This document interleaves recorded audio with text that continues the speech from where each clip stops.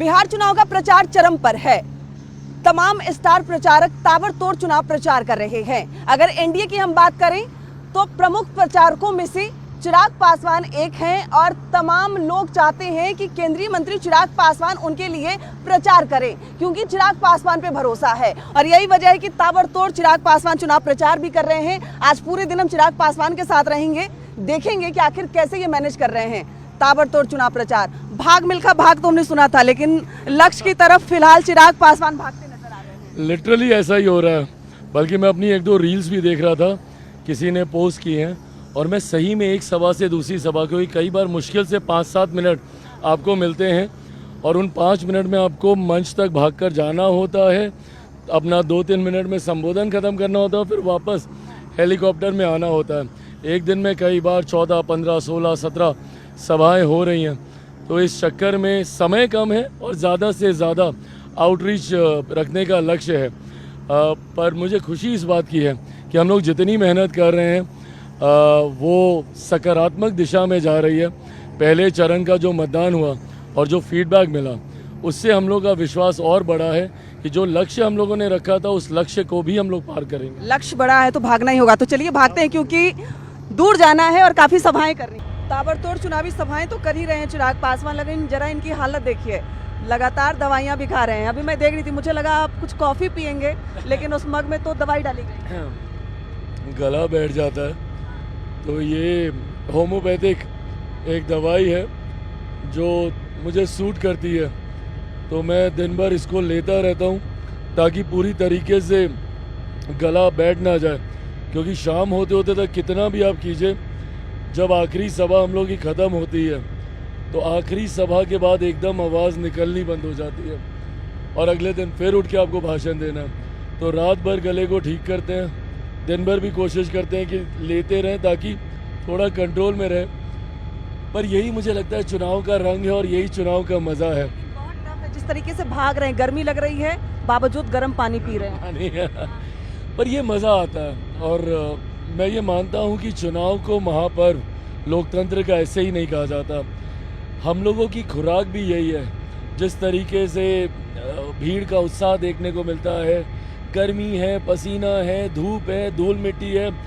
मतलब आज सुबह जब मैं उठ रहा था पूरा बदन इतना दर्द कर रहा था, क्योंकि भीड़ में से निकल के जाना, कोई इधर खींच रहा है, कोई इधर। आप मेरे हाथ देखेंगे, ये सारे स्क्रैचेस, ये सब जनता का प्यार है। ये सारे स्क्रैचेस सिर्फ हाथ मिलाने, आपको छूने के लिए, आपको पकड़ने के लिए। पर मैं ईमानदारी से बोलता हूँ, यही सब है जो आपको एड्रेनल रश देता है, यही सब है जो आपको उत्साह, आपका उत्साह बढ़ाता है। आप निशान दिखा रहे हैं, मुझे भी पता है, क्योंकि कई सभाएं आपकी मैंने की है। बॉडी पे ब्लैक निशान हो जाते, चोट लगते हैं। जब कवर करने आती हूँ मुझे इतने निशान होते होंगे, तो आपको तो पूरी बॉडी पेन ही रहती है। बिल्कुल, घर जाके गले की दवाई के साथ साथ बॉडी की भी दवाई खा रहे हैं। वो भी चलता रहता है। बट जैसा मैंने कहा, कितने लोग हैं जिनको इतना प्यार मिलता है, और मैं अपने आप को बहुत सौभाग्यशाली मानता हूँ, बहुत खुशनसीब मानता हूँ कि लोग आपको सुनना चाहते हैं, आपसे मिलना चाहते हैं, आपके साथ फ़ोटो खिंचाना चाहते हैं, आपके साथ जुड़ना चाहते हैं। अगर इतना प्यार मुझे मिल रहा है तो उसके सामने ये सब तो कुछ भी नहीं है। मैं अपने शरीर का एक एक कतरा उनके लिए देने को तैयार हूँ। चौपर में सफर कर रहे हैं, एक सभा से दूसरी सभा की ओर जा रहे हैं, लेकिन दवाई बहुत ज़रूरी है, क्योंकि स्वस्थ रहना है, बोलना है। सुनने के लिए तो चिराग पासवान को लोग लाखों की संख्या में इनकी सभाओं में आते हैं, लेकिन जिस तरीके से लोग इन्हें प्यार दे रहे हैं, साफ तौर पे कह रहे हैं दर्द चलेगा, लोगों का प्यार बहुत ज़रूरी है। एक वक्त ऐसा भी था जब इनके पास कुछ नहीं था, इनके घर को खाली कराया गया। अपनी माँ और अपनी नानी माँ, मतलब नानी माँ की तस्वीर और अपनी माँ के साथ घर से बाहर निकल लिए। लेकिन आज ये जो पर्सनालिटी है इतनी मजबूत हो गई है कि शायद बिहार चुनाव की कल्पना भी इनके बिना नहीं की जा सकती। वो चिराग पासवान जिन्हें बंगले से बाहर निकाला गया, अपनी माँ और नानी माँ की तस्वीर के साथ आप बाहर आ गए। आज वो चिराग पासवान इतने मजबूत हो गए हैं कि किसी भी बंगले पर अगर इशारा भी कर दे, हाथ भी दिखा दे, वो उनका हो जाए। ये जीरो से हीरो तक का सफ़र कई लोगों ने बहुत बार सुना है, लेकिन वो जो भावनाएं हैं, वो हीरो वाला जो फिल्मों में हम देखते थे, उसे साकार कैसे किया? मुझे नहीं पता मैंने कैसे साकार किया, बट ये बात सही है कि एक के बाद एक, मैं पिछले 5 साल का अगर मैं जिक्र करूं, हर साल कुछ ना कुछ ऐसा हो रहा था जो आपको तोड़ने का काम करता था, आपको इमोशनली, मेंटली आपको ब्रेकडाउन की ओर लेकर जाता था। 2020 का अगर मैं जिक्र करूं, मैंने मेरे नेता, मेरे पिता आदरणीय रामविलास पासवान जी को खोया। 2021 13 जून की वो रात थी जब मेरी पार्टी टूटी एंड इवेंचुअली मेरा परिवार भी टूटा। और 2022 31 मार्च मुझे मेरे घर से निकाल दिया गया। सही कहा आपने, मेरी माँ, मेरी बहन, मेरा भांजे भांजी, मेरी नानी उस वक्त थी और उनकी तबीयत ख़राब थी, वो व्हीलचेयर पे थी। व्हीलचेयर पे उनको उसी हालत में हम लोग लेकर घर से निकले। महज 1-1.5 घंटे का समय हम लोग को मिला था घर खाली करने के लिए। इन तमाम चीज़ों के बाद मुझे ये याद है, मैंने पहली बार अपनी माँ को इमोशनल होते हुए देखा। अदरवाइज़ वो बहुत इमोशनली स्ट्रांग रहती हैं, और उस चीज़ ने मुझे काफ़ी विचलित किया। और मुझे इस बात का गिल्ट हुआ कि पापा के साथ उन्होंने हमेशा एक रानी की तरह उन्होंने जीवन बिताया, और आज मेरी वजह से उनको इतना कुछ झेलना पड़ा। तो मुझे याद है 13 जून की वो रात जब पार्टी परिवार टूटा, मैं उनके कमरे में गया, मैंने उनको हक किया और मैंने उन्हें बोला कि आज आपने जो कुछ भी खोया है, मैं आपसे वादा करता हूँ, मुझे नहीं पता मैं कैसे करूँगा, पर मैं आपसे वादा करता हूँ कि एक एक चीज़ आपको वापस लौटा कर दूँगा। और ठीक उसके 3 साल के बाद, जून का ही महीना था और 9 तारीख थी 2024, जिस दिन मैंने शपथ ली थी। उस रात वो मेरे कमरे में आई और उन्होंने मुझे हक किया और मुझे कहा कि आज तूने मुझे सब वापस लौटा दिया। ये 3 साल कठिन ज़रूर रहे, मुश्किल रहे, पर जिस तरीके से जनता का प्यार मिलता गया, मेरे अपनों ने जहाँ मेरा साथ छोड़ा, वहीं कई ऐसे थे जिनको मैं जानता भी नहीं था, जिन्होंने मेरा हाथ थामा, अपने आशीर्वाद का हाथ मेरे सर पे रखा। और मैंने भी मन में ये मानकर मैं चला था कि मेरे पास सिर्फ 2 ही विकल्प हैं, या तो मैं रोता रहूं और अपने नसीब को कोसता रहूं कि मेरे साथ ऐसा क्यों हुआ, और या फिर मैं एक फ़ाइटर बनूं। और मैं एक फ़ाइटर का बेटा हूं। मेरे पिता ने कुछ नहीं था, तब वो स्ट्रगल करके देश के सर्वोच्च पदों में से एक वहाँ तक वो पहुँचे, और यहाँ तो मेरे पास फिर भी काफ़ी कुछ है। छीना गया वो अलग, वापस उसको संजोने की सोच के साथ आगे निकला, तिनका तिनका तिनका तिनका तिनका करके वापस घोंसला बनाया, और आज खुश हूँ। मुझे इस बात की ज़्यादा खुशी है कि मैं अपनी माँ को, अपने परिवार को, अपनी पार्टी को, अपने नेताओं को, अपने कार्यकर्ताओं को, जिन्होंने उस वक्त आंख मूंद कर मुझ पर भरोसा किया, आज मैं कहीं ना कहीं उनके विश्वास पे खरा उतरा हूँ। जो बंगला आपका छीना गया था वापस तो मिल गया, फिर भी ले क्यों नहीं रहे हैं आप? हाँ, साल भर हो गया है। जब मैं मंत्री बना था उसके तुरंत बाद ही मुझे मिल गया था, पर उसके बाद फिर विधानसभा के चुनाव की तैयारियों में हम लोग लग गए, और हकीकत में मुझे गाड़ी, बंगला, इन सब मोह माया में मैं नहीं हूँ। मेरे लक्ष्य अलग हैं और बड़े हैं। मैं बिहार फर्स्ट, बिहारी फर्स्ट की मैं बात करता हूँ। मेरी लड़ाई अगर अपने घर, अपनी सुविधाओं की होती, तो मैं तो शायद 2020 से ही अपनी सुविधाओं के लिए समर्पण कर देता।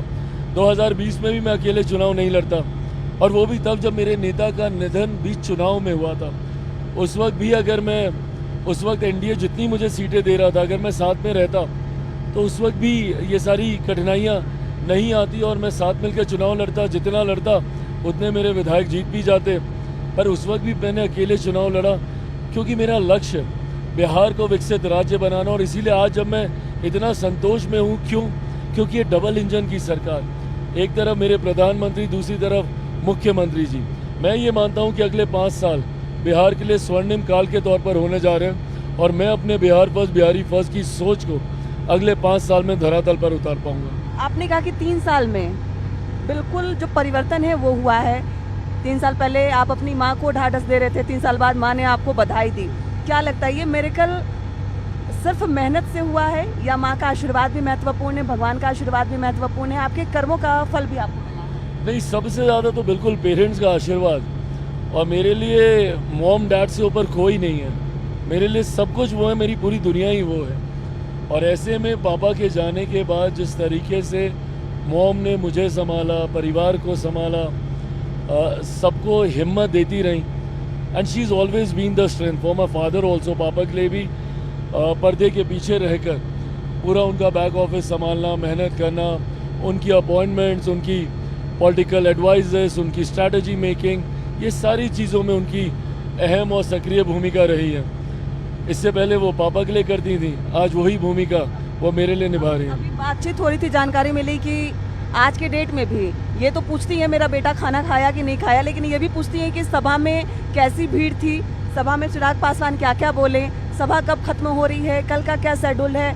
मतलब हर एक चीज पर वो नजर रखती है। मतलब माँ के साथ साथ पॉलिटिकल एडवाइजर भी हैं आपकी। बिल्कुल, माँ की भूमिका भी निभाती हैं और राजनीतिक सलाहकार की भूमिका भी निभाती हैं। मेरे साथ मेरे जितने साथी ट्रैवल करते हैं, हर किसी को हर आधे एक घंटे पे फ़ोन करके फीडबैक लेना, सभा में क्या रहा, लोगों का रिस्पांस कैसा था, भीड़ कैसी थी, उत्साह कैसा था, मुद्दे क्या थे।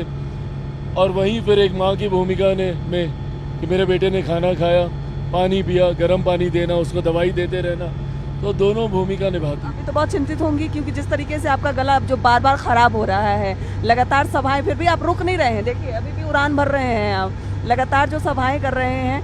परेशान होंगी? नहीं, परेशान नहीं है। मैं कई बार मैं मजाक में कहता हूँ कि मंत्री की माँ तो वो अभी साल भर से ही बनी है, बट एक मंत्री, केंद्रीय मंत्री की बीवी वो दशकों तक रही है, तो she is very used to this lifestyle. उनको आदत है इस तरीके की जीवन शैली की, और इसीलिए वो उल्टा मुझे मोटिवेट करती हैं। बिना उनसे बात किए मैं घर से निकलता नहीं हूँ, बिना उनसे बात किए मैं सोता नहीं हूँ। तो वो लगातार मुझे मोटिवेट भी करती हैं, बट हाँ, ध्यान ज़रूर रखती हैं। ध्यान जरूर रखती हैं और आपके लिए पूरी व्यवस्था भी मुझे लगता है करके देती हैं। जो मौसम वैज्ञानिक नाम पड़ा आपके पिता का, जिस तरीके से आप अपनी माँ के बारे में बता रहे हैं, लगता है कि उनके पीछे भी जो मौसम वैज्ञानिक की तरह वो अपनी पहचान बनाए, माँ का ही योगदान है। नहीं, बिल्कुल सही बात है। उनकी राजनीतिक जानकारी बहुत ज़्यादा है, और मैंने पापा को भी हमेशा देखा उनके साथ पॉलिटिकल डिस्कशन, और मुझे लगता है इतनी ज़्यादा है, और वो सक्रियता से कई मंचों पर आपको पापा के साथ भी वो दिखी, मेरे साथ भी आपको वो दिखी हैं। और इसीलिए कई बार लोग कयास लगाते हैं कि शायद वो सक्रिय राजनीति में आना चाहती हैं, आएंगी। पिछले लोकसभा में तो ऑलमोस्ट सूत्रों के माध्यम से कई जगह ये फाइनल ही कर दिया गया था कि वो चुनाव लड़ रही हैं, बट इस बात को लेके वो बहुत स्पष्ट है कि कभी वो सक्रिय राजनीति में नहीं आना चाहती। पर्दे के पीछे रहकर वो ये पूरी भूमिका निभाती हैं, बट पर्दे के सामने कभी नहीं आना। सक्रिय राजनीति ना करे, लेकिन चिराग जी अगर बिहार में एनडीए की सरकार बनती है तो भले ही वो चुनाव ना लड़े, कुछ ऐसी जिम्मेदारी उन्हें आप दे सकते हैं ताकि वो पर्दे के पीछे ना, पर्दे के सामने आकर भी कुछ आपको अच्छी पॉलिटिकल एडवाइस दे सके, कुछ बिहार के लिए बेहतर सोच सके। मैं तो ज़रूर चाहूँगा, बट मुझे पता है वो कभी नहीं। वो बहुत खुश हैं घर गृहस्थी संभालने में। मेरे साथ जब बैठती हैं तो राजनीतिक चर्चाओं में मुझे सुझाव देने के लिए, बट अदरवाइज़ उनकी पूरी ज़िंदगी, मैं, मेरी बहन के बच्चे दोनों परिवंश हैं, उनकी पूरी ज़िंदगी उन्हीं के इर्द गिर्द घूमती है।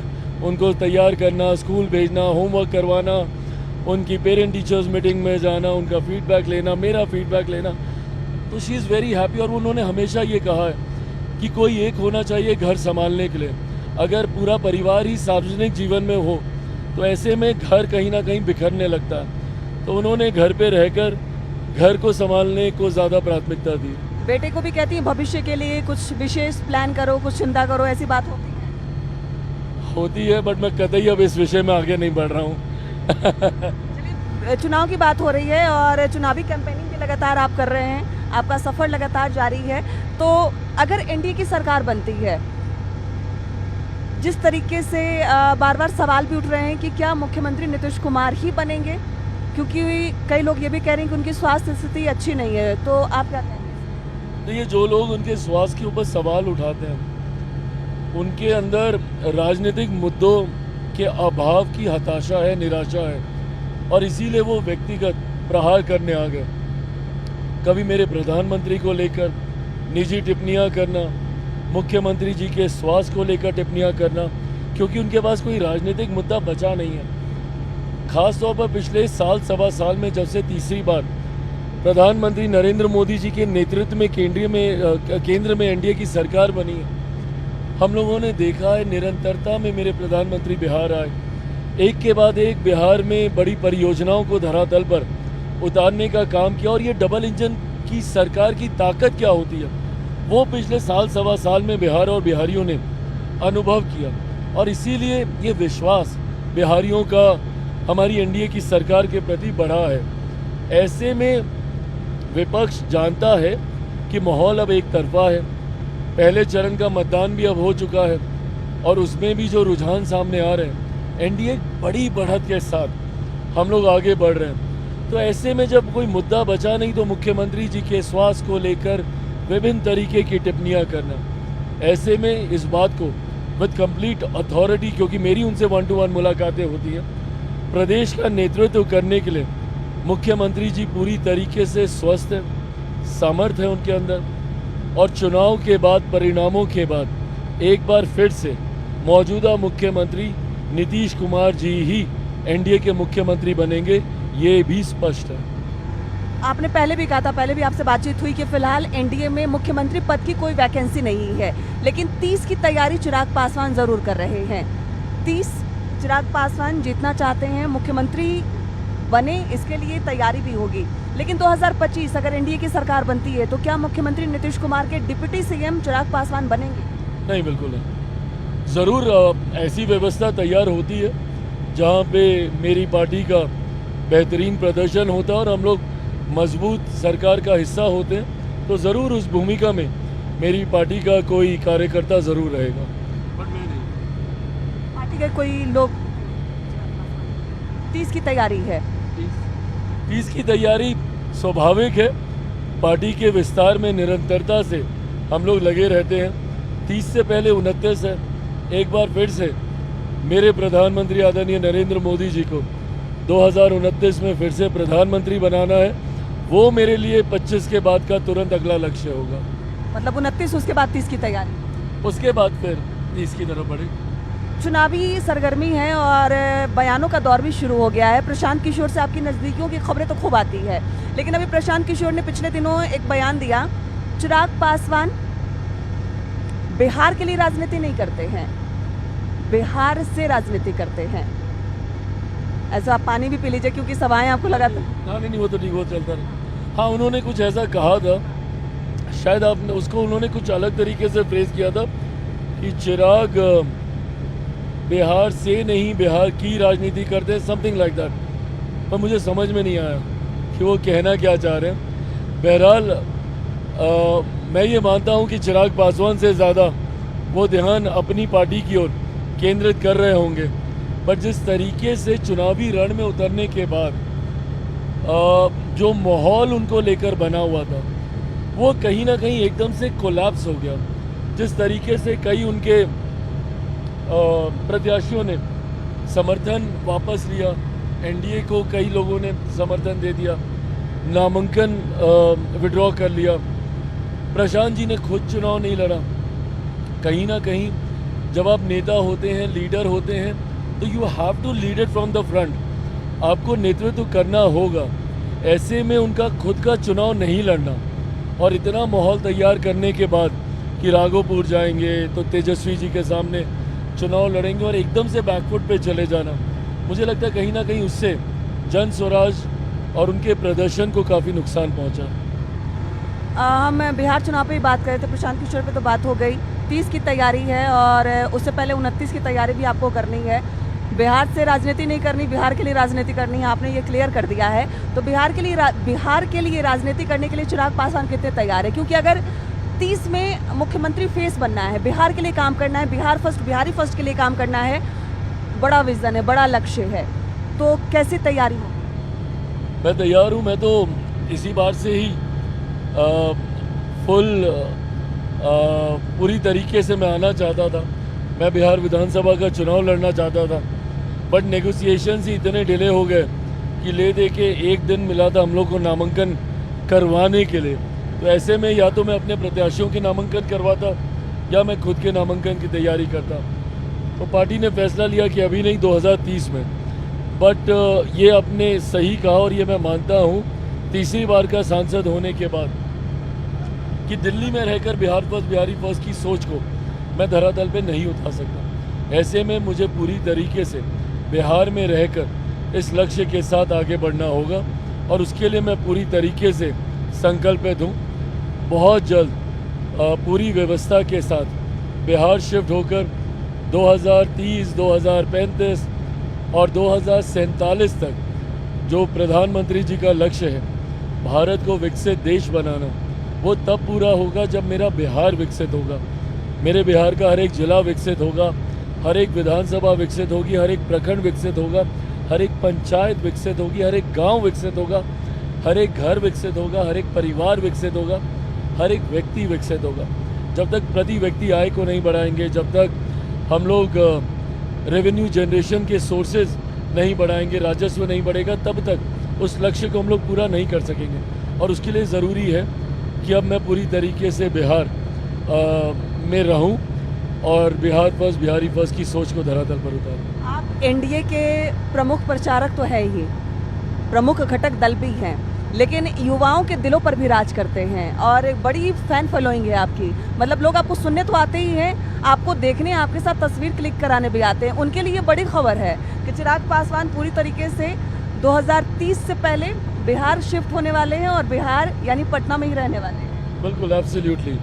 मेरा लक्ष्य ही राजनीति में मैं आया क्यों, बिहार बिहारियों के लिए आया हूँ। मेरा लक्ष्य सांसद या केंद्र में मंत्री बनना नहीं रहा है। मैं दूसरे राज्यों में रहा हूँ, दिल्ली में पला बढ़ा हूँ, मुंबई में मैंने काम किया और मैंने देखा है कि दूसरे राज्यों में कितनी कठिन परिस्थितियों में बिहारियों को रहना पड़ता है। ऐसे में अपना राज्य छोड़कर किसी बिहारी को शिक्षा या रोजगार के लिए दूसरे राज्य ना जाना पड़े, इस सोच के साथ मैं राजनीति में आया था और इस सोच को मैं तभी पूरा कर पाऊंगा जब यहीं उनके साथ, उनके बीच रहकर उस व्यवस्था निर्माण में लगूंगा। प्रशांत किशोर के सवाल का एक तरीके से जवाब भी है। उन्होंने अपने पूरे सेंटेंस में ये भी कहा था कि वो केंद्र की राजनीति ही करेंगे, बिहार में कुछ नहीं होगा, तो कहीं ना कहीं एक जवाब। हाँ बिल्कुल, मेरे पिता आदरणीय Ram Vilas Paswan ji, he was very clear that he wanted to be in the centre और वो केंद्र की राजनीति में अपने आप को ज़्यादा देखते थे। बट अनलाइक हिम, मैं अपने आप को राज्य में ज़्यादा देखता हूँ। मैं चाहता हूँ कि बिहार पहले विकसित राज्य बने और उसके बाद फिर हम लोग कुछ और सोचें। बिल्कुल, तो पहले बिहार को विकसित राज्य बनाना है और वो देखिए थोड़ा अपने खूबसूरत बिहार की खूबसूरत तस्वीर भी हम देख लें। हमारे सहयोगी कैमरामैन मनीष जुनेजा जी हैं। मनीष जी जरा नीचे की तस्वीर दिखाइए। देखिए अभी चिराग पासवान कितने ऊपर हैं और जो बिहार की खूबसूरती की बात कर रहे हैं, विकसित बिहार की हम बात कर रहे हैं, वो विकसित बिहार कैसे बनेगा उसकी तैयारी, उसका ग्राफ भी इन्होंने तैयार कर लिया है। यानी 2030 से पहले बिहार में शिफ्ट हो जाएंगे, यहीं पे रहेंगे, तभी बिहार फर्स्ट और बिहारी फर्स्ट की बात होगी। और फिलहाल जो लगातार जो सभाएं हैं वो जारी है, एक जगह से दूसरी जगह लगातार चिराग पासवान सफ़र कर रहे हैं और हम भी आज पूरे दिन इनके साथ जमे रहेंगे, डटे रहेंगे और देखते रहेंगे कि आखिर इतना कुछ कैसे मैनेज कर रहे हैं। दवाइयाँ खा रहे हैं, खाना कब खाते हैं, अपने आप को फिट कैसे रखते हैं, तमाम ऐसे सवाल जिन पर हम इनसे बातचीत भी करेंगे। पटना से चिराग पासवान अपनी सभा के लिए यहाँ पहुँच गए हैं और जरा देखिए इनको देखने के लिए चारों तरफ युवाओं की जो टोली है वो कैसे नजर आ रही है। यानी प्रत्याशी कोई भी हो, चाहे जेडीयू का हो, बीजेपी का हो या फिर चिराग पासवान का हो, लेकिन इनके लिए जो प्यार है वो आपको पूरे बिहार में नजर आएगा। और आते ही चिराग पासवान जिंदाबाद के नारे लगने लगे और जरा उत्साह देखिए चारों तरफ, जितने भी आपके युवाओं के हाथ में मोबाइल नजर आएंगे, सबके कैमरे ऑन है और सभी चिराग पासवान को अपने कैमरे में कैद करना चाहते हैं। और गजब का उत्साह जरा देख लीजिए, हाथ हिलाते ही जो उत्साह है, लोगों में जो प्यार है वो यहाँ नजर आ रहा है। कितना प्यार है चिराग पासवान का यहाँ के लोगों के प्रति और यहाँ के लोग उनको कितना पसंद करते हैं, जरा वो भी देखिए। भीड़ सिर्फ चिराग पासवान को देखने और इनको सुनने आई है और अलग अलग तस्वीर भी नजर, देखिए ऑटोग्राफ है, मतलब ये है जुनून, जहां जा रहे हैं एकदम गजब का प्यार। यही प्यार मुझे आगे बढ़ने की ताकत देता है। देखिए सबको, किसी को निराश भी नहीं कर रहे हैं, जितने लोग हैं सबसे मिल भी रहे हैं और इनकी तस्वीर को बनाकर इनके पास लेकर कुछ लोग आए हैं, ऑटोग्राफ भी ले रहे हैं। और चारों तरफ देखिए, बीजेपी के कैंडिडेट हो या फिर जेडीयू के, चिराग पासवान जब आते हैं तो कुछ अलग ही रंग नजर आता है, गजब ही उत्साह नजर आता है। और आज के दिन की पहली सभा शुरू हो गई है चिराग पासवान की। चिराग पासवान की तस्वीर खुद से बनाए हैं? जी एकदम खुद से बनाए हैं। लेकर आए हाँ? उनको दिए? दिए, सिग्नेचर कराए। इतने बड़े फैन हैं आप? बहुत बड़े फैन है चिराग पासवान, और एनडीए गठबंधन में कोई इनके टक्कर का नेता नहीं है। और हमारे यहाँ के युवा नेता में सीएम के फेस के लिए चिराग पासवान है। चिराग पासवान जिंदाबाद, नीतीश कुमार जिंदाबाद, एनडीए सरकार जिंदाबाद, उमाकांत सिंह जिंदाबाद। ये है उत्साह, ये है प्यार। जहाँ जाते हैं चिराग पासवान, उनके समर्थक इसी तरीके से चारों तरफ से उन्हें घेर लेते हैं। देखिए, एक सभा खत्म और दूसरी सभा शुरू। भागते हुए चिराग पासवान फिर अपने हेलीकॉप्टर के पास पहुंच गए हैं, क्योंकि समय कम है, सभाएं बहुत ज्यादा है। एकदम दौड़ते भागते वापस अगली सभा के लिए। अगली सभा के लिए नहीं भागेंगे तो पूरे कार्यक्रम नहीं पूरे हो पाएंगे, इसीलिए। चलिए अभी और भागते हुए आपको दिखाते हैं, क्योंकि खाना पीना भी कैसे हो रहा है वो सब भी हम देखेंगे कि आखिर सिर्फ भाग रहे हैं या कुछ खा भी रहे हैं। चलिए अगली सभा में इनके साथ। महिलाओं के खाते में 10-10 हजार रुपए भिजवाना हो, और ये तो अभी पहली के चिराग पासवान आने वाले दिनों में 10,000 और आएंगे, और जो भी 2-2 उनके लाख मतदाता रुपए तक ये हैं जाकर आपको अपील तो कर ही रहे हैं, और उनके ठीक सामने जरा जोश देखिए, हमारी सरकार जो लेकर उनको आई। देख रहे हैं। पर ये व्यवस्था यहाँ पहुँचे आगे भी हैं, ऐसे हाथों में चलती सबके रहे, मोबाइल है। जरूरी। चिराग पासवान को देखने पहुँचे हैं। चिराग पासवान अब की बार 25-30 नीतीश। विधानसभा से चिराग के हमारे फैन- साथी, हमारे भाई यहाँ हाँ राजेश कुमार बिल्कुल, जी को बहुत हम अच्छे लोग नेता हैं। एक यंग के लिए, हाथों से युवक के लिए विजयी बहुत अच्छे बनाएंगे। काम करते अगर हैं, गलती और से हम कोई लोग के गलत बहुत चुनाव फेवरेट हुआ, हैं वो। तो हम लोग अगले 5 हम लोग उनको इतना साल, लाइक करते अगले हैं कि 5 उनके लिए हम साल लोग दूसरा कभी भी विपक्ष कहीं भी का खड़े हैं होगा, उनके लिए। वो सिर्फ बहाना देगा। जरा देखिए इनका बोलेगा कि उत्साह भैया देखिए, हमारी सरकार नहीं सबके है, हाथों में इसलिए मोबाइल नजर आ रहा हमारी है। सुनवाई नहीं यानी होती। चिराग पासवान को स्थानीय सभी प्रशासन अपने हमारी कैमरे में बात कैद नहीं करना सुनता। चाहते हैं, हाथों में तो झंडे अगले 5 लेकर, साल पता और है, अपने नेता को केंद्र देखने की सरकार बड़ी बनने संख्या जा में, रही है, जहाँ तो भी फिर चिराग क्यों पासवान की किसी सभा हो रही है, विपक्ष के साथी का वहाँ ये साथ लोग देना? पहुँच रहे हैं। एकजुट चुनावी सरगर्मी तेज है और हेलीकॉप्टर में सफर कर रहे हैं, और ये देखिए लस्सी का स्वाद भी मिल रहा है। क्रेडिट गोज टू केंद्रीय मंत्री चिराग पासवान। अपने साथ बिल्कुल केंद्रीय मंत्री हैं, और खिलाने पिलाने का भी पूरा इंतजाम किया हुआ है, क्योंकि चुनावी जो रन है वो चारों तरफ नजर आ रहा है। हम लोग का तो पूरा ख्याल रख ही रहे हैं आप, क्योंकि भाग रहे हैं आपके पीछे पीछे, लोग भी भाग रहे हैं आपके पीछे पीछे। खुद का ख्याल कैसे रखें? खुद का ख्याल, मुझे लगता है जितना जोश मिलता है लोगों को देख के, वो अपने आप आपका ख्याल रखता है। बट हाँ, मैं एक चीज़ का मैं ज़रूर ध्यान देता हूँ, जो मैं आपको भी कह रहा था, गर्मी का समय है, डिहाइड्रेशन से ज़रूर बचना चाहिए, जितना लिक्विड ले सकें। तो मैं अगर खाऊं नहीं भी तो पानी वानी सब पीता रहूं। मैं अपने तमाम साथियों को, मेरी सुरक्षा में जितने लोग होते हैं, उन सबसे यही आग्रह करता हूं कि अपने आप को हाइड्रेटेड रखना ज़रूरी है। और मुझे लगता है कि बस बाकी तो जोश से ही सारा काम हो जाता है। थकते नहीं हैं, क्योंकि जिस तरीके से अभी देखिए जरा जोश पे लेके वो कैमरे भी हम दिखा दें, चॉपर जो इनका हेलीकॉप्टर है वो लैंड हो रहा है, और लोगों का उत्साह भी नजर आ रहा है, खूब उत्साह। थकते नहीं है चिराग जी, लगातार भाग रहे हैं। जैसा मैंने कहा, ये मैं इंजॉय करता हूँ, और मैं हमेशा कहता हूँ कि अगर आपका पैशन, आपका प्रोफेशन बन जाए, उससे खूबसूरत और कुछ नहीं हो सकता। जिस दिन काम करते वक्त आपको घड़ी देखने की ज़रूरत ना पड़े ना, मतलब आप सही काम कर रहे हैं। बट अगर काम करते वक्त आप बार बार घड़ी देखते हैं कि अरे कितना समय और कितना समय, मतलब आप गलत प्रोफेशन में। ये जानने के लिए that you are in right profession, आप बस इतना दिमाग में रखिएगा कि आप काम करते जाइए, और एकदम से पता चले अरे रात के 3 बज गए, पता ही नहीं चला समय कहाँ गया, तो इसका मतलब आप सही काम में, और मैं सही काम कर रहा हूँ। मज़ा आता है मुझे काम करते हुए, इसीलिए थकावट महसूस नहीं होती। बिहार चुनाव खत्म हो जाएगा, उसके बाद मिस करेंगे ये मोमेंट? बहुत ज़्यादा। मैं अभी कल से ही मैं बोलने लगा कि 9 तारीख के बाद एकदम से फोमो होने लगेगा कि कुछ मिस हो रहा है। मैं अभी से ही दिल्ली में अपने तमाम अधिकारी साथियों को मैं बोल रहा था कि मेरी मंत्रालय की अब जितनी मीटिंग्स पेंडिंग है सबको बैक टू बैक अरेंज कर दें, ताकि मैं दिल्ली में भी उतना ही बिजी हूँ जाते ही और मंत्रालय की जिम्मेदारी संभालते ही। नहीं तो ये बात बहुत खलेगी कि अभी तक इतनी व्यस्तता थी और अब एकदम से शांत हो गया। केंद्रीय खाद्य प्रसंस्करण मंत्री हैं आप, खाने पीने का पूरा इंतजाम भी लेके चले हैं, तो अभी तो सभा का टाइम हो गया, आगे कुछ खिलाएंगे पिलाएंगे, पिला तो रहे हैं? नहीं बिल्कुल खाना खाएंगे साथ में हम लोग। चलिए, तो पर अभी क्योंकि हेलीकॉप्टर लैंड हो चुका है और अगली सभा में ही पहुंच गए हैं, तो चलिए पहले ये सभा कर लेते हैं और फिर देखते हैं कि आगे अभी चिराग पासवान कैसे अपनी दिनचर्या को पूरा करते हैं। मां जानकी की भूमि सीतामढ़ी चिराग पासवान चुनावी सभा करने पहुंचे हैं और इस भूमि पर चिराग पासवान के लिए जरा दीवानगी देखिए। चारों तरफ चिराग पासवान के जो समर्थक है वो नजर आ रहे हैं और सिर्फ मैदान में ही नहीं बल्कि आसपास के जितने घर हैं, घर की छतों पर सिर्फ और सिर्फ चिराग के चाहने वाले यहाँ नजर आ रहे हैं।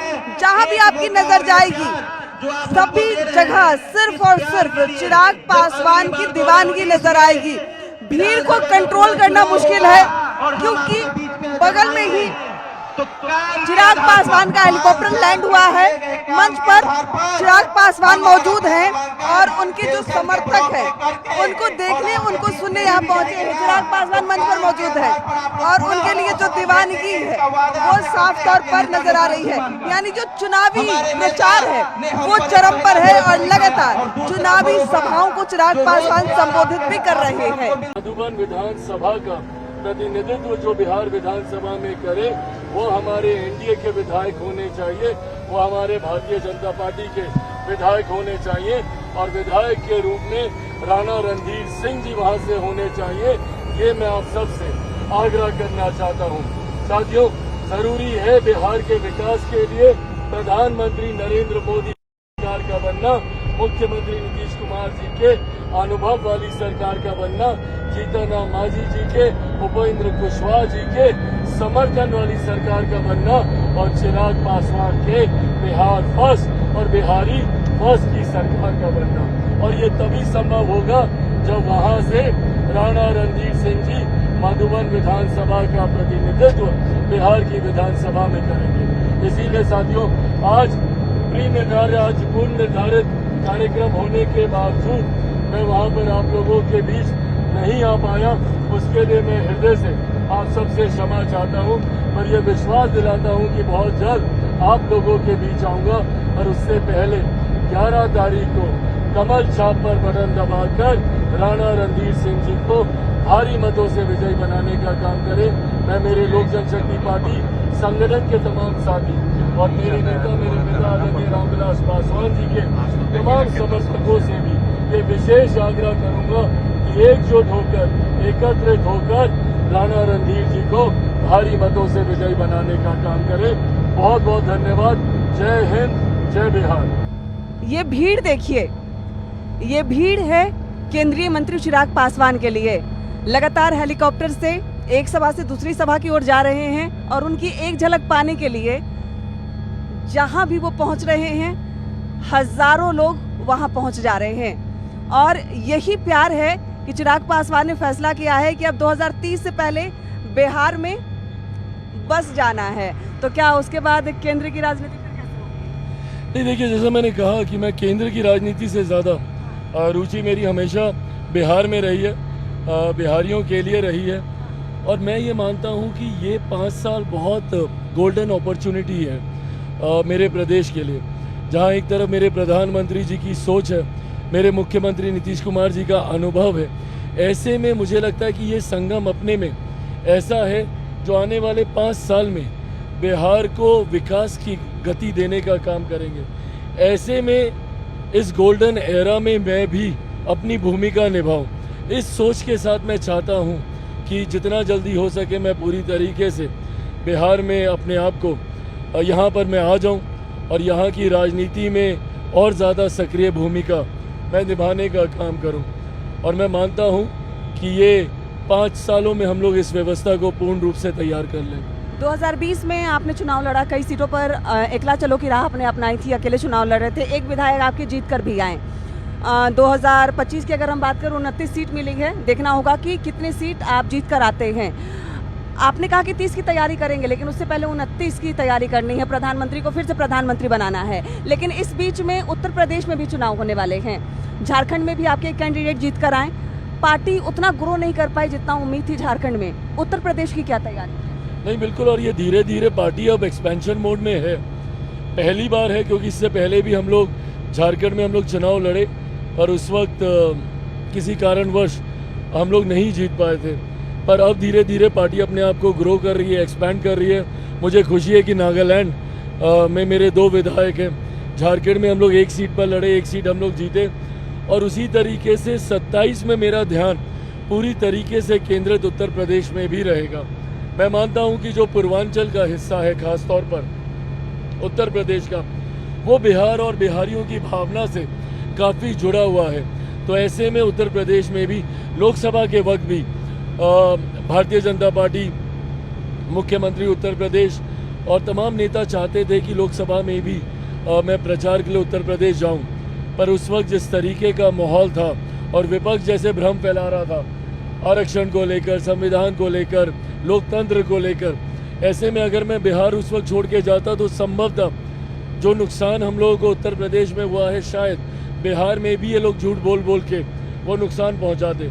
पर आज साल सवा साल के बाद सबको जवाब मिल गया, ना आरक्षण पे कोई आँच आई, ना लोकतंत्र, ना संविधान पे। ऐसे में उत्तर प्रदेश विधानसभा का चुनाव भी हम लोगों के लिए महत्वपूर्ण है। मैं चाहूँगा कि गठबंधन के तहत 27 में हम लोग उत्तर प्रदेश में भी पार्टी अपने विस्तार के साथ उतरे, और ना सिर्फ उत्तर प्रदेश, 27 में पंजाब में भी चुनाव है और पंजाब में भी मैं चाहूँगा कि मेरी पार्टी का विस्तार हो। उत्तर प्रदेश, पंजाब सब की तैयारी आपने की है, लेकिन अभी क्योंकि हम लोग लगातार कैंपेनिंग कर रहे हैं, जनसभाएं आप कर रहे हैं, बिहार विधानसभा चुनाव का पहला चरण संपन्न हो गया, दूसरा चरण महत्वपूर्ण चरण होना है। पहले चरण की हम बात करें तो 14 सीटों पर जो आपकी 29 सीट हैं, एक तो आपने समर्थन दिया, उसमें से 14 सीट पर मतदान हो गए हैं, बाकी है। क्या लगता है इस बार कितनी सीट जीतकर चिराग पासवान आ रहे हैं? आप जानते हैं कि मैं मैनिफेस्टेशन में यकीन रखता हूं, तो मैं तो गलती से भी कुछ गलत नहीं बोलने वाला। मैं 29 की 29 सीटें जीतूंगा, ये मैं मानता हूं, ये मेरा विश्वास है। और ना सिर्फ मैं अपने गठबंधन की बात कर रहा हूँ, इस बार एक अलग अंडर करंट है जो मुझे नहीं पता कितने लोगों को महसूस हो रहा है, नहीं महसूस हो रहा है। जैसे हरियाणा में हुआ था, एक अलग ही कांग्रेस उस वक्त भ्रम में थी कि शायद ये लोग सरकार बना रहे, और उस अंडर करंट को ये लोग रीड नहीं कर पाए। मैं ये मानता हूँ कि जहाँ इतना तो हर कोई रीड कर रहा है कि बिहार में हम लोग सरकार बना रहे हैं, ये रुझान भी दिखा रहे हैं, सर्वे भी दिखा रहे हैं, बट हम लोग कितनी ऐतिहासिक जीत के साथ सरकार बना रहे हैं, शायद ये कोई रीड नहीं कर पा रहा है। और वो अंडर करंट हम लोग को ऑल टाइम हाई पे लेके जाएगा। 2010 में एनडीए का स्ट्राइक रेट बेस्ट रहा था, मैं मानता हूँ कि उससे बेहतर स्ट्राइक रेट इस बार 2025 में होने जा रहा है। एक सवाल ये उठ रहे हैं क्योंकि पहले चरण का जो मतदान हुआ है 65% लगभग लोगों ने वोटिंग की है, अपने आप में एक नया रिकॉर्ड बना है। बिहार के इतने ज़्यादा लोगों ने मतदान के प्रति अपनी उत्सुकता दिखाई है, तो एक सवाल भी बनता है, या तो मतदान प्रतिशत बढ़ने का मतलब है कि सरकार के काम से जनता बहुत खुश है, या फिर कुछ बदलाव चाहती है। तो क्या लगता है ये जो मतदान प्रतिशत बढ़ा है बदलाव की ओर इशारा करती है या फिर फुल समर्थन है? देखिए, मैं बाकी राज्यों के ट्रेंड के बारे में मैंने उतना अध्ययन नहीं किया, इसलिए मैं ज़्यादा उस पर कमेंट नहीं करूँगा, बट मेरे प्रदेश का ये ट्रेंड रहा है, जब आप किसी के काम से खुश होते हैं तब आप उत्साहित होकर वोट करने जाते हैं, अगर आप नहीं होते तो आप शिथिल हो जाते हैं, थोड़ा सा डिमोरलाइज हो जाते हैं। इसका उदाहरण मैं देता हूँ 2010-2005 में जब मुख्यमंत्री नीतीश कुमार जी को ये जिम्मेदारी प्रदेश के नेतृत्व की मिली, उनका 5 साल का कार्यकाल इतना खूबसूरत रहा कि 2010 में जब ये वोटिंग परसेंटेज बढ़ा, उसका सीधा लाभ एनडीए को मिला और एक ऐतिहासिक जीत हम लोग की हुई। इस बार फिर से रिपीटिंग द ट्रेंड 2010 वाला, मैं ये मानता हूँ कि इस बार एक ऐतिहासिक जीत की ओर ये बढ़ा हुआ वोट परसेंटेज पूरी तरीके से एनडीए के पक्ष वाला है। मैनिफेस्टो जारी हुई है एनडीए की, अगर सरकार बनती है भविष्य में, क्योंकि अब ज़्यादा समय नहीं है, क्या लगता है कि उस मैनिफेस्टो के आधार पर सरकार में लगातार आप भी बात करते आ रहे हैं बिहार फर्स्ट, बिहारी फर्स्ट, उसकी तरजीह पे काम होगा बिहार?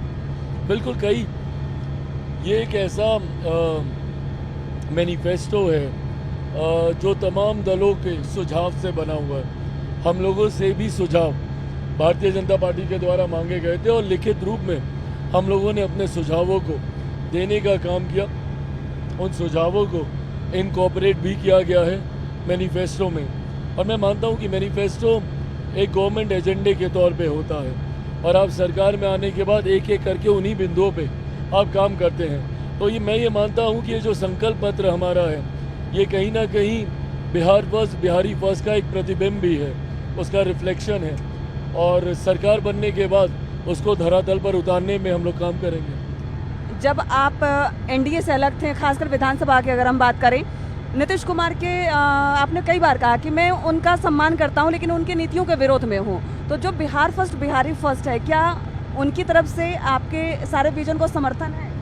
बिल्कुल है। देखिए, अंतोगत्वा लक्ष्य तो सबका एक ही है ना। अब ऐसा तो नहीं है कि कोई मैनिफेस्टो में कहेगा कि नहीं भैया इसका विकास नहीं होना चाहिए, या एजुकेशन सिस्टम बेटर नहीं होना चाहिए, या रोज़गार के अवसर नहीं क्रिएट होने चाहिए। सबका विजन एक है, उस लक्ष्य पे पहुंचने का शायद रास्ता अलग अलग है। अब जैसे बाढ़ सुखाड़ की समस्या, मेरा विजन है उसको लेकर कि नदियों को जोड़ने की योजना पे हम लोगों को काम करना चाहिए। मैं चाहता हूँ कि पूरे देश में ये लागू हो, बट अपने राज्य में कम से come with in the state boundaries हम लोग इंटरलिंकिंग ऑफ द रिवर्स में हम लोग काम करें। मैं ये चाहता हूँ कि मेरे बच्चों को कोटा ना जाना पड़े पढ़ाई के लिए। बिहार में क्लस्टर्स डेवलप किए जाएं, यहीं पर हम लोग एजुकेशनल हब क्रिएट करें। दरभंगा एक क्लस्टर हो गया, भागलपुर एक क्लस्टर हो गया, जमुई एक क्लस्टर हो गया, ऐसे अलग अलग क्लस्टर्स तैयार करें। ये तमाम विजन है। अब जैसे खाद्य प्रसंस्करण ही मेरे विभाग ही, उसका एक अहम रोल है इसमें।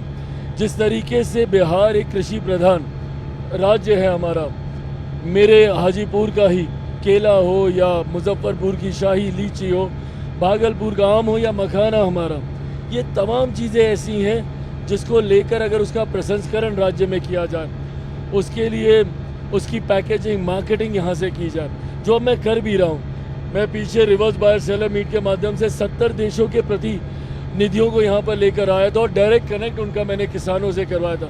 आज मुझे खुशी होती है कि किसी गाँव में बैठा हुआ मेरा किसान भाई जब मुझे वो कहते हैं कि भैया मैं दुबई में 2 बायर्स को जानता हूँ, या मैं यूरोप की 2 कंट्रियों में मैं बायर्स को जानता हूँ, या मैं अमेरिका में जानता हूँ, तो मुझे संतुष्टि होती है कि ये वैश्विक बाजार से ये कनेक्ट हो रहे हैं। अब उसको और कैसे सरल किया जा सके, सरकार के पास एक बड़ा लैंड पूल हो ताकि हम लोग हर ज़िले में प्रसंस्करण के उद्योगों को खुलवा सकें। हर ज़िले में उद्योग खुलवाने का लक्ष्य वैसा भी हमारे संकल्प पत्र में। तो इवेंचुअली हम सबके लक्ष्य एक ही हैं। तो एक मंच पर आकर सहजता से एक दूसरे का हाथ पकड़ना, ना ये जदयू के लिए मुश्किल था, ना ये मेरे लिए मुश्किल था। अभी जिस तरीके की बात हो रही है कि बिहार को आप कहाँ देखना चाहते हैं, हम इस वक्त जहाँ बात कर रहे हैं हवा में ही हैं, धरती से काफ़ी ऊपर है, जमीन से काफ़ी ऊपर है, और लोग ये सवाल भी उठाएंगे कि तो हवाई बात है, हवाओं में हो रही है। तो क्या लगता है ये बात हवा में ही रह जाएगी या वाकई धरातल पर उतरेगी? तो हवाई बातें तब होती हैं जब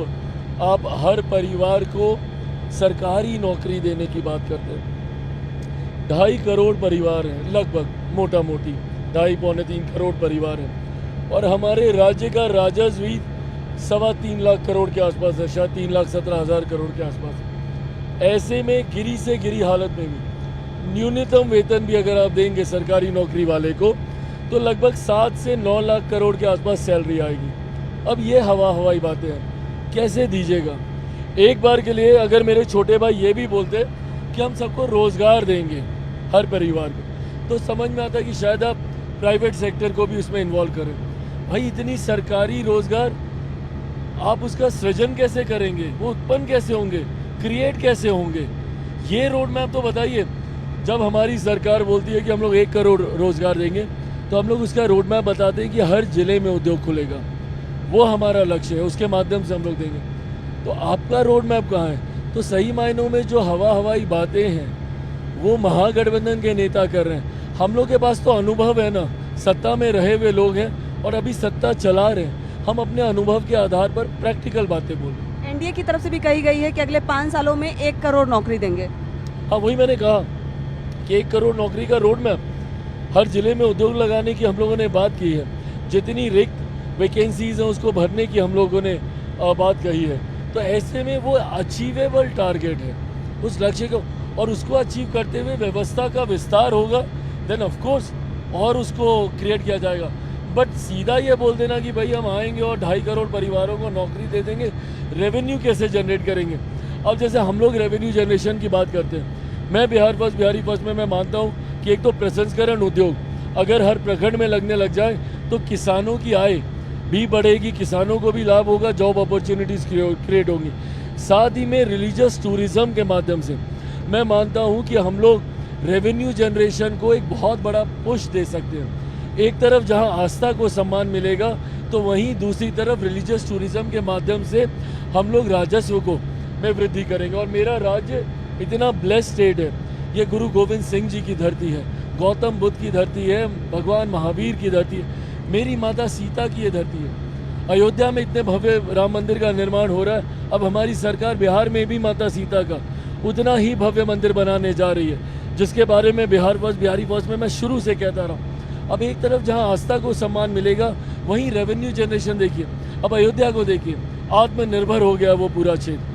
ऐसे ही सीतामढ़ी आत्मनिर्भर होगा, ऐसे ही पटना साहिब आत्मनिर्भर होगा गुरु गोविंद सिंह जी को लेकर, ऐसे ही वैशाली और लछवाड़ भगवान महावीर की जन्मस्थली, इसी तरीके से बोध गया गौतम बुद्ध की धरती, ये तमाम जब आत्मनिर्भर बनेंगे धीरे धीरे वो सर्किट तैयार होगा टूरिज्म को लेकर, उससे राजस्व बढ़ेगा। जैसे जैसे राजस्व बढ़ेगा हम लोग और जॉब अपॉर्चुनिटीज़ क्रिएट कर पाएंगे। इस रोड मैप के साथ, इस ब्लूप्रिंट के साथ हम लोग आगे बढ़ रहे हैं। बिहार विधानसभा चुनाव के मद्देनजर चुनावी सभाएं लगातार जारी है और यहाँ पर देख सकते हैं कि फिलहाल धरती से काफ़ी ऊपर हवा में हेलीकॉप्टर में सफ़र हो रहा है और खाने की व्यवस्था भी की गई है। मखाने कोई कुछ और खा रहे हैं, केंद्रीय मंत्री चिराग पासवान भी हैं, खाना पीना भी सब हवाओं में चल रहा है फिलहाल आपका। सब ऐसे ही चल रहा है पर इसका भी अपना मज़ा है। दिन भर काम करके अब अगली सभा में थोड़ा सा समय है तो वहाँ पे जब तक पहुँचेंगे तो खाना भी बीच में खा लिया जाएगा। जहाँ टाइम मिल रहा है खाना, अगर टाइम नहीं मिले तो ऐसे भी भाग रहे हैं। हाँ, टाइम नहीं मिले तो फिर ऐसे ही कई बार होता है पूरा दिन। कई बार मेरा first meal of the day शाम को 7, साढ़े 7, 8 बजे भी होता है। बट जैसा मैंने कहा, I am repeating my self, लोगों का जोश प्यार देख के ना भूख प्यास सब मिट जाती है। वही आपके लिए खाना है, वही आपके लिए पानी है। आपके साथ एक सुबह से मैं भी भाग रही हूँ पीछे पीछे। ऐसे तो अदर डे डेली ही न्यूज़ करते हैं, लेकिन आज आपके साथ ही घूम रही हूँ। फर्स्ट टाइम अभी आपको खाते हुए देखा, इसके पहले आपने पानी ज़रूर पी है, फर्स्ट टाइम खाते हुए देखा। कैसे मेंटेन कर रहे हैं खुद को, भाग रहे हैं, दौड़ रहे हैं? चिराग पासवान फिट कैसे रहते हैं? आई थिंक यही अभी तो फिटनेस का सीक्रेट है, जितनी भाग दौड़ हो रही है। बट अदरवाइज मैं कॉन्शियस हूँ अपनी हेल्थ को लेकर। मेरे प्रधानमंत्री आदरणीय नरेंद्र मोदी जी ने भी फिट इंडिया मूवमेंट का जिक्र उन्होंने किया है।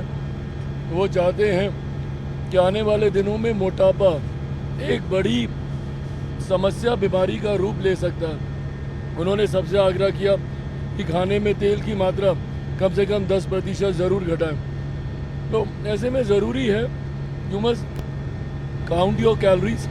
आप क्या खा रहे हैं, कितना खा रहे हैं, क्या उसमें न्यूट्रिएंट्स वैल्यू पूरी तरीके से है नहीं है, इसका ज़रूर ध्यान दें। बट साथ ही में फिटनेस पे वर्क ज़रूर करें, जॉगिंग करें, योगा करें, कार्डियो करें, स्ट्रेचिंग करें, जो आप कर सकते हैं। मेरा कितना भी व्यस्ततम रूटीन क्यों ना हो, मैं सुबह तैयार होने से पहले 1 घंटा, पौना घंटा कम से कम मैं ज़रूर स्ट्रेचिंग, योगा, कार्डियो मैं ज़रूर करता हूँ। मतलब इतने व्यस्त दिनों में भी? अभी तो नहीं कर पा रहा हूँ, अभी तो यहाँ एक सभा से दूसरी सभा भागने में ही मेरा कार्डियो, सारा योगा सब फील्ड में ही हो रहा है। खाने पे बात हो रही है और बिहार के विकास की बात हो रही है। और अभी आपके पास, मुझे आपने सर्व भी किया है मखाना, आपके पास भी मखाना है। मखाने ने पूरे देश में या कहें कि इंटरनेशनल लेवल पे एक अपनी पहचान बनाई है। बिहार के विकास की बात करते हैं, कई युवाओं से हमने जब बात की तो वो कहें कि चिराग पासवान एक ऐसे नेता हैं जिनके पास हर मुद्दे के लिए कुछ ना कुछ विजन है। आपने कहा कि अगले 5 सालों में बिहार को आप आगे देखते हैं। जब देश आज़ाद हुआ था तो हमारा बिहार का एक अलग ही स्वर्ण काल था, लेकिन धीरे धीरे वो बिहार बदनाम हो गया। बिहार फिर से वहाँ पहुँचे, बिहार का फिर से विकास हो, इसके लिए क्या कुछ प्लानिंग है? देखिए, जैसा मैंने कहा, बिहार फर्स्ट, बिहारी फर्स्ट के माध्यम से मैं चाहता हूँ। और बिहार का विकास, आप सोचें कि किसी एक क्षेत्र का विकास करके बिहार का विकास हो जाए, नहीं होने वाला। आपको मल्टी डायरेक्शनल अप्रोच रखना होगा। आपको यहाँ शिक्षा की भी बात करनी होगी तो किसानों की भी बात करनी होगी, यहाँ पर आपको स्वास्थ्य सेवा की बात करनी होगी तो उद्योगों की भी आपको बात करनी होगी। यहाँ पे आपको रेवेन्यू जनरेशन की बात करनी होगी तो पर कैपिटा इनकम को इम्प्रूव करने की भी बात करनी होगी। आपको यहाँ पे ease of business, pool bank, land का पूल बैंक हो, इन तमाम व्यवस्थाओं को हम लोगों को तैयार करना और इसी रोड मैप के साथ मैं, मेरी सरकार, हम लोग आगे बढ़ रहे हैं। और मैं मानता हूँ कि एक लंबे समय के बाद बिहार को ये सुनहरा मौका मिला।